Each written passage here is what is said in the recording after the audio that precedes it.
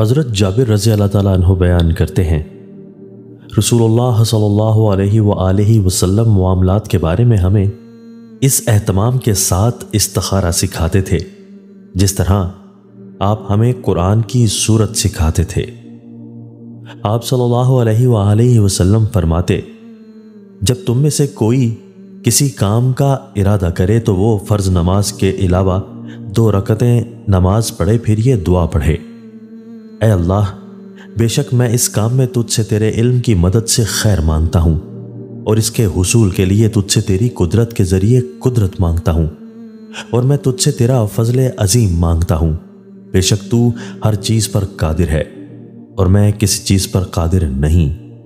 تو جانتا ہے جبکہ میں کچھ بھی نہیں جانتا، اور تو تمام پوشیدہ چیزوں کا جاننے والا ہے۔ اے اللہ، اگر تو جانتا ہے کہ یہ کام میرے لیے، میرے دین، میری زندگی اور میرے انجام کار، یا فرمایا میری دنیا اور میری آخرت کے لیے بہتر ہے، تو اسے میرے لیے مقدر کر، آسان کر، اور پھر اس میں میرے لیے برکت پیدا فرما۔ اور اگر تیرے علم میں یہ کام میرے لیے، میرے دین، میری زندگی اور میرے انجام کار، یا فرمایا میری دنیا اور میری آخرت کے لحاظ سے برا ہے، تو اسے مجھ سے اور مجھے اس سے پھیر دے، اور میرے لیے خیر و بھلائی مقدر فرما، اور جہاں کہیں بھی ہو پھر مجھے اس کے ساتھ راضی کر دے۔ آپ صلی اللہ علیہ وآلہ وسلم نے فرمایا، اور وہ اپنی حاجت کا نام لے۔ حضرت ابو سعید خدری رضی اللہ تعالیٰ عنہ سے روایت ہے کہ رسول اللہ صلی اللہ علیہ وآلہ وسلم نے فرمایا، جب تک کسی شخص کو دیکھو کہ وہ مسجد سے تعلق رکھتا ہے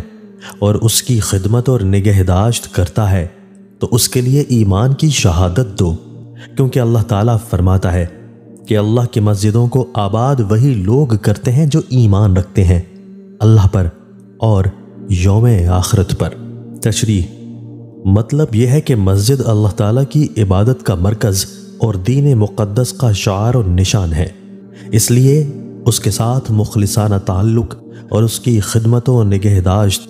اور اس بات کی فکر و سعی کہ وہ اللہ کے ذکر و عبادت سے معمور اور آباد رہے، یہ سب سچے ایمان کی نشانی اور دلیل ہے۔